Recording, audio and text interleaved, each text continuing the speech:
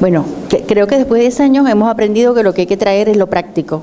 Y realmente pienso que hay 2 puntos solamente que yo traigo, donde pienso que de alguna manera influyeron en un cambio importante en la realización de la ecocardiografía en el 2016. Y para esto vamos a referirnos al primer documento, que son unas guías conjuntas entre la Sociedad Americana y la Sociedad Europea de Ecocardiografía, donde hablan de una nueva forma de evaluar la disfunción diastólica, un nuevo documento. Yo pienso particularmente que lo que viene esta guía es ayudarnos un poquito en ese mar de cosas que hay que hacer en la disfunción diastólica, que al final hay muchos que no tienen claro realmente ni por qué se están haciendo, ¿no? En verdad, siempre hay muchas dudas con respecto a esto. Estas guías se basaron más en la repercusión que pudiera tener esa disfunción diastólica que en los parámetros ecocardiográficos como tal. Y es aquí que nos indican que hay fundamentalmente 2 pasos para evaluar la función diastólica, basado primero en 4 nada más criterios, que es una relación E' mayor de 14. Recuerden que utilizábamos 8, y esto es porque ellos a la hora de evaluar, de ponerle el rango a los valores, estuvieron seguros de que fueran completamente patológicos, ¿ok? Entonces, una relación E' mayor de 14, una E sectal del Doppler tisular menos de 7 o lateral menor de 10, una regurgitación tricuspidia mayor de 2.8 y una aurícula izquierda mayor de 34 milímetros por metro cuadrado, o sea, indexada y medida por Simpson, son suficientes para saber si este paciente tiene disfunción diastólica o no. ¿De qué manera? Si este paciente tiene 50% de estos criterios negativos, este paciente, o sea, más del 50% negativo, no tiene disfunción diastólica. No importa que tenga E menor que A. Olvídense del Doppler transmitral en este momento porque lo vamos a evaluar en un segundo momento. Si tiene más de 2 criterios positivos, evidentemente este paciente tiene disfunción diastólica y vamos a tratar de buscar qué grado es. El problema es cuando da justo en la mitad, que tienes 2 positivos y 2 negativos. En este momento ellos prefieren utilizar el término de indeterminado. Y es aquí cuando nos vamos a ir al flujo mitral. En el flujo mitral nos vamos a dar cuenta ahora sí de la relación EA, y cuando esta relación de A es menor de 8, y les vuelvo a insistir, antes utilizábamos menor de 1, cuando es menor de 8 y la velocidad E es menor de 50 centímetros sobre segundo, la función diastólica es normal, aunque haya tenido los 2 criterios o parámetros anteriores.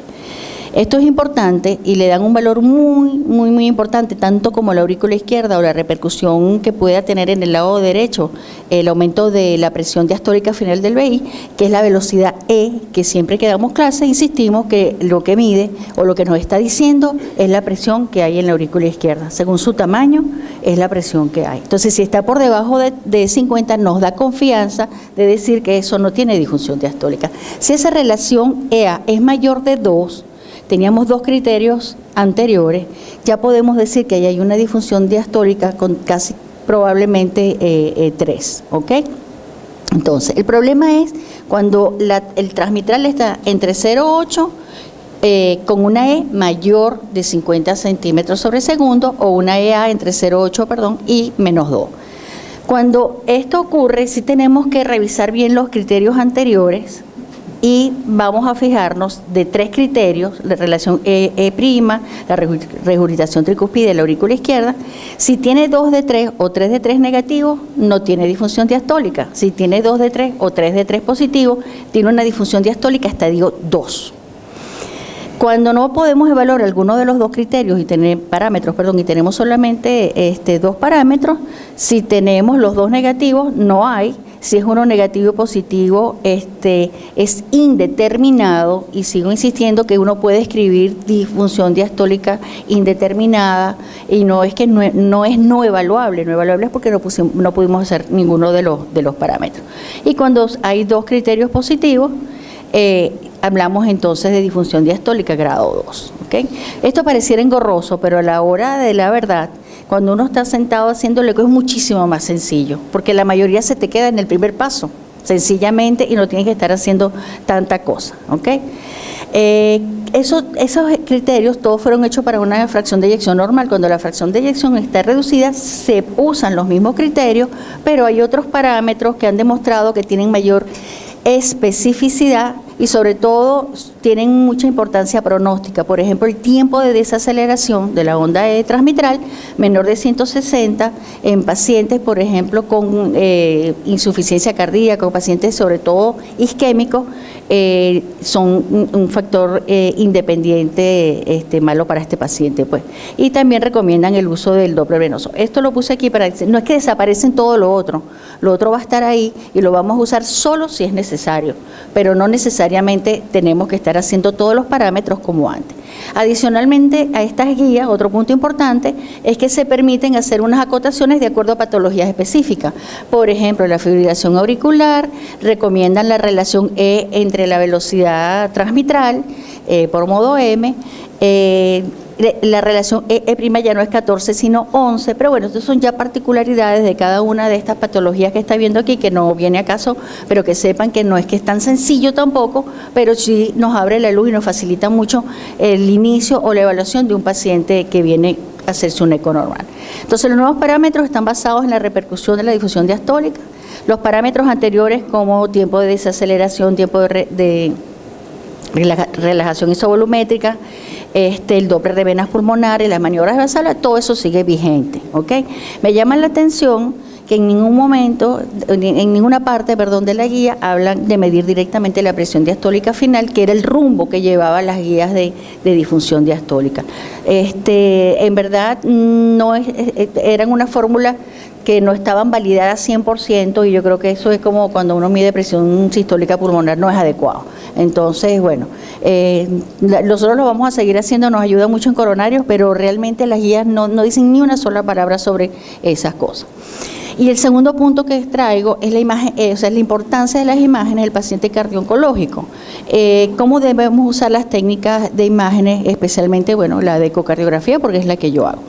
Esto es una guía, disculpen, que realmente es un artículo de revisión, pero es muy importante porque revisa muchos estudios, inclusive las últimas guías que han salido de cardio-oncología. Hecho en España, en 3 hospitales, como ven, de gente muy conocida por nosotros. Ok, ¿qué es lo primero que ellos proponen? Bueno, primero tenemos que tener un protocolo, que no lo tenemos. Entonces, lo primero es que si un paciente viene que hay un paciente que no, yo voy a recibir quimioterapia, mira, no puede quedar ahí, que tenemos que ver qué quimioterapia está recibiendo, cuál es el protocolo utilizado, cuál es el momento en que estamos haciendo este eco, estamos antes de colocarlo, estamos durante el tratamiento, ya se terminó el tratamiento y estamos al final. Eso antes de iniciar la ecocardiografía. Para hacer la ecocardiografía estándar, peso y talla es obligatorio, no creo que nadie haga un eco sin medir y pesar el paciente. No es la frecuencia cardíaca la del equipo, pero no es costumbre que nosotros midamos la presión arterial. Cada vez hay más estudios donde la hemodinamia que podemos tener en un momento dado, y es lógico en un paciente, depende mucho de lo que lo determina, ¿okay? De la presión arterial y de la frecuencia. Entonces, lógicamente, nos sugieren que se le mida presión arterial a esos pacientes. Hay que medir las dimensiones y funciones del ventrículo izquierdo, siempre fracción de eyección por Simpson biplano. Hay que medir las dimensiones y la función del BD, hay que medir el TAPSE, hay que medir la S' por Doppler tisular. Y hay que medir los parámetros básicos que fíjense que no son otros, son los mismos de la última guía que salió, relación E', velocidad máxima de la regurgitación tricúspide y el volumen indexado de la aurícula izquierda. Cuando esto no nos da suficiente criterio como para tomar una decisión, nos vamos a una ecocardiografía avanzada. ¿Qué es una ecocardiografía avanzada? Bueno, hacer una ecocardiografía 3D, por ejemplo, o tratar de medirle el speckle tracking a los que tengan en el equipo. Claro, para nosotros no es avanzada porque es rutina hacerlo, pero que debemos hacerlo y ya les voy a explicar por qué. Y si no tenemos cómo hacer el Speckle, ellos nos recomiendan como un dato adicional a la función ventricular hacer el MATSE, que es lo mismo que TAPSE, pero en el lado izquierdo para los que no hacen ecocardiografía, ¿de acuerdo? Entonces, ¿cómo ayuda o cómo se pueden utilizar estas imágenes en el paciente cardio-oncológico? Definitivamente, esta revisión dice que el modo M no se debe usar y es lógico, ¿ok? Las miocardiopatías son heterogéneas en la distribución de las acinesias y de las dicinesias y realmente, guiarnos solo por un solo punto, ya a estas alturas no pareciera lógico, ¿ok? Entonces, definitivamente no debemos informar la fracción de eyección por Teicol ni ningún método monoplanar. En 2D, la fracción de eyección siempre debe ser por Simpson, a pesar de la que variabilidad intraobservador esté confirmada entre 8.5 a 11%. Nosotros siempre hablamos de un 10% para redondear, pero también tenemos que estar conscientes que si nosotros vamos a tomar en cuenta una disminución del 5% y la variabilidad interobservador o intraobservador es 10%, no suena lógico, a no ser que se haga con la misma persona, el mismo equipo, bueno, tomemos medidas drásticas. Se debe usar el contraste siempre que se tenga y sea necesario, por supuesto, eso aquí ya saben que no es.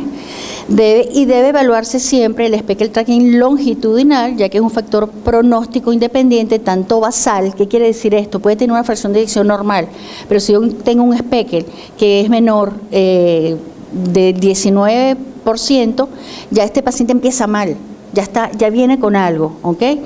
Después, durante el tratamiento, si ese Speckle tiene una caída mayor del 15%, también es de muy mal pronóstico, y a los pacientes que ya han terminado la quimio y siguen con un Speckle malo, también el pronóstico no es lo mismo a los que tienen el Speckle normal.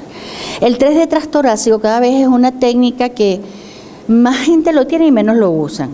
En verdad es una discusión a nivel mundial, hay unos pocos que todavía defienden el transtorácico 3D, pero para cosas muy particulares. Pero esas cosas muy particulares incluyen los pacientes oncológicos, ¿ok? Entonces el que lo tiene y es tomando el volumen total, claro, porque es mucho más fidedigno. Fíjense, tiene menor variabilidad, 5.6, en personas que lo sepan hacer, no en todo el mundo. Pero si se tiene la técnica transtorácica y se quiere ser bien atinado, pues lo hacen. Cuando la resonancia, no voy a discutir de que sigue siendo el gol estándar para fracción de eyección, pero aparte de eso tiene otras ventajas, porque es capaz de evaluar la masa ventricular y hay estudios que demuestran que los pacientes con quimioterapia disminuyen la masa ventricular. Entonces sería buscar algo precoz.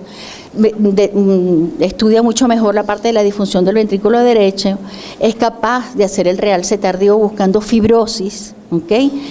Hay un dato curioso que en los pacientes de estos estudios en donde se buscó realce tardío solamente encontraron un realce tardío positivo con el trastuzumab, no con las otras drogas, ¿ok? Entonces es todo muy bonito, pero es muy limitado, no solamente nosotros en estas condiciones, sino a nivel mundial. Uno está metiendo una resonancia a un paciente cada 3 meses. O sea, realmente no suena lógico. Tendría que ser que el eco no es capaz de dar una respuesta a lo que nosotros queremos, ¿verdad? La tomografía de multicorte también se puede utilizar, pero evidentemente no se justifica bajo ningún concepto para fracción de eyección. Sería exclusivamente para los pacientes con cáncer que tienen dolor torácico y hay una alta sospecha de enfermedad coronaria, o para pacientes que ya tienen la enfermedad, que tienen alto riesgo para enfermedad coronaria y han recibido radio, por ejemplo. O sea, es muy específico, es para enfermedad coronaria, pero no es algo de rutina que vamos a usar. Y este esquema que está al final, que a mí me parece que es lo mejor, que es lo que nos debe quedar en cuanto a esta última guía, que es que la monitorización de este tipo de paciente al principio en estado basal o antes de comenzar el tratamiento, se evalúa riesgo cardiovascular a todos los pacientes. Se le hace un ecocardiograma completa, idealmente si tenemos el 3D o si no el Speckle el longitudinal y los biomarcadores, que no me quise meter en ese campo, pero que fundamentalmente es la troponina y el péptido natriurético, ¿verdad? Si esos están positivos, tiene alguna alteración, ya inmediatamente en el basal, antes que empiece la quimio, ya se va para el cardiólogo, ¿verdad? Debe ser referido al cardiólogo. Si estos pacientes tienen todo esto bien y tiene una fracción de eyección 53% es el corte, no porque ellos sean diferentes, es que actualmente el corte de normalidad es 53%, según las últimas guías de valores normales en adultos, ¿ok? Entonces, ¿cómo vamos a hacer? Dependiendo de la droga que ellos estén usando, si son antraciclina, se le hace solo basal y al final del tratamiento, ¿ok? Si es trastuzumab, se hace basal y cada 3 meses. Y si lo que usan es inhibidores de la tirosina sinasa, se hace basal también y cada 3 meses. ¿Qué vamos a hacer nosotros en base a esos hallazgos que vamos a tener con el eco? A ver, si la fracción de eyección disminuye más del 10% y la fracción de eyección, o sea, cuando le quitas el 10% cae por debajo del 53%, obviamente ahí hay cardiotoxicidad y ese paciente debe ser remitido a cardiología inmediatamente. Si el paciente tiene la fracción de eyección normal, pero tiene el Speckle-Tran que ha disminuido más del 15% en el seguimiento y tiene troponinas positivas, o sea, algún marcador bioquímico, biomarcador anormal, hay un daño subclínico, hay que remitir a cardiología sin suspender el tratamiento de quimioterapia. ¿Okay? Si lo que pasó con el eco es que la fracción de eyección disminuyó más del 10%, pero la fracción de eyección sigue estando por encima del 53%, con un Speckle longitudinal entre 8 y 15 y troponinas negativas, lo que hay es que hacerle seguimiento ecocardiográfico al mes, a los 2 meses, y si por último este paciente la fracción de eyección está mayor del 53% y el Speckle disminuyó, pero menos del 8%, y troponinas negativas, lo que vamos a hacer es seguimiento. Lo que sí está claro con esto es que definitivamente un paciente oncológico es un paciente, o sea, tener sensibilidad de que esto no es un eco normal y corriente. O sea, esto no es un eco que se puede hacer en 2 minutos cuando tiene la fracción de eyección y hacerlo al ojo por ciento, porque yo no sé qué problema tiene en la vista y después vamos a tener que compararlo con otros que hizo otra persona que probablemente no tenga ni pies ni cabeza. Si todos hacemos más o menos esto, yo creo que podemos llegar a un acuerdo, ya que los cardiólogos casi siempre estamos alejados de esta parte oncológica y nos afecta todos los días, porque todos los días nos llegan pacientes oncológicos, que tratemos de hacer este protocolo y es mi proposición, me parece muy sencillo, me parece muy lógico. Muchísimas gracias.